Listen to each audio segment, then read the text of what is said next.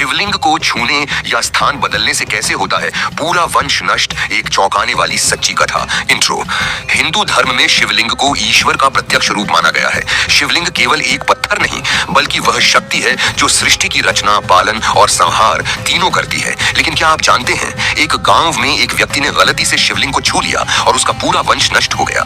आज हम आपको सुनाने जा रहे हैं एक सच्ची और रहस्यमयी कथा। शिवलिंग को छूने की भूल कैसे बन गई एक पूरे परिवार के विनाश का कारण। बहुत समय पहले की बात है। मध्य प्रदेश के एक छोटे से गांव धनगांव में एक पुराना शिव मंदिर था। मंदिर सुनसान जंगल के बीच था और वहां एक शिवलिंग हजारों सालों से स्थापित था। गांव वालों की मान्यता थी कि वह शिवलिंग स्वयंभू है, यानी धरती से स्वयं प्रकट हुआ है। गांव के बुजुर्ग कहते थे, इस शिवलिंग को कोई भी छुए नहीं, इसे हिलाना या हटाना महापाप है, जो ऐसा करेगा उसका वंश नष्ट हो जाएगा। एक दिन गांव का ही एक किसान भोला राम आर्थिक तंगी में डूबा हुआ था। उसका खेत सूख चुका था, सारी की आरी ही भूखा था और वह सोच रहा था कि उस मंदिर की जमीन पर खेती करेगा। लेकिन मंदिर के ठीक बीच में वो शिवलिंग था जो जगह घेरे हुए था। भोला राम ने सोचा, मैं बस थोड़ा सा खिसका देता हूँ शिवलिंग को, इससे क्या होगा, ना कोई देखेगा ना कोई रोकेगा।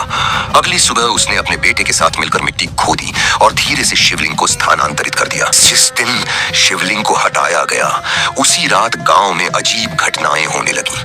भोला राम का बेटा तेज बुखार से कांपने लगा। डॉक्टर ने जवाब दे दिया। फिर 2 दिन बाद उसकी पत्नी कुएं में मृत पाई गई। 5 दिन के भीतर पूरा घर वीरान हो गया। बस एक भोला राम ही जीवित बचा। वो भी पागल हो चुका था।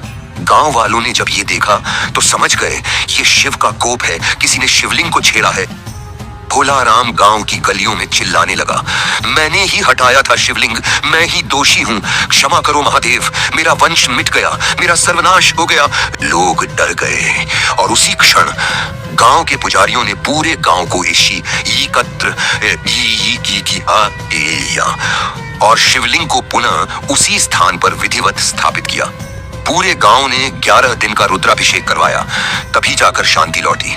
यह कोई सिर्फ कहानी नहीं बल्कि चेतावनी है।